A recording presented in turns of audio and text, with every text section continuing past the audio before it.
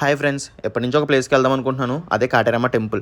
So హోస్కోట్లో దిగి హోస్కోట్ నుంచి డైరెక్ట్గా బస్సెస్ ఉంటాయి టెంపుల్కి. అలా టెంపుల్కి వచ్చాక లోపలికి వెళ్తే ఇక్కడ ఎటు చూసినా సరే ఇలా లాకర్లు కట్టి ఉన్నాయన్నమాట.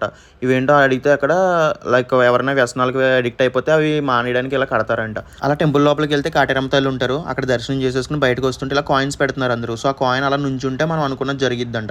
సో నేను కూడా ఏదో ఒకటి అనుకుని అలా కాయిన్ పెట్టాను, అది నుంచుంది. అండ్ అలా బయటకు వస్తుంటే అక్కడ తాళ్ళు కడుతున్నారు. ఒక తాడు కట్టించుకున్నాను. నెక్స్ట్ ఒక ముడుపు కూడా కొనుక్కున్నాను. ముడుపు కొనుక్కుని అలా బయటకు వస్తే అక్కడ కాళీమాత ఉన్నారు. సో ఆవిడని కూడా దర్శనం చేసేసుకుని ఇంకా కిందకు వచ్చాను. సో ఈ ముడుపు ఎక్కడ కట్టాలంటే పక్కన మర్రి చెట్టు ఉంటుంది. మర్రి చెట్టుకి ఇలా అందరూ కడతారనమాట. సో అక్కడ ఏదో ప్రొసీజర్ ఉంటుందంట, లైక్ ఇన్ని ప్రదక్షిణాలు చేసి కట్టాలని. బట్ నాకు అంత ఐడియా లేదు. జస్ట్ ఒక 3 ప్రదక్షిణాలు చేసి నేను ముడుపు అయితే కట్టేశాను అక్కడ. మీకు ఏమన్నా ఐడియా ఉంటే కామెంట్స్లో చెప్పండి. ఇక్కడ పెద్దది ఒక కన్స్ట్రక్షన్ జరుగుతుంది. అదైతే అమ్మవారి విగ్రహం అన్నారు. దర్శనం కంప్లీట్ అయ్యి ముడుపు కట్టినప్పటికీ నాకు 3 అయిపోయింది.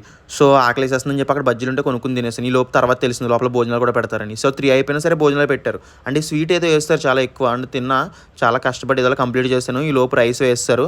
రైస్లో అదేదో సాంబార్లా ఉంది, అది కొంచెం పోసారు. దాంతో తినేసాను. మీరు ఎవరైనా టెంపుల్ విజిట్ చేస్తుంటే మీ ఎక్స్పీరియన్స్ నాతో షేర్ చేసుకోండి. Bye bye.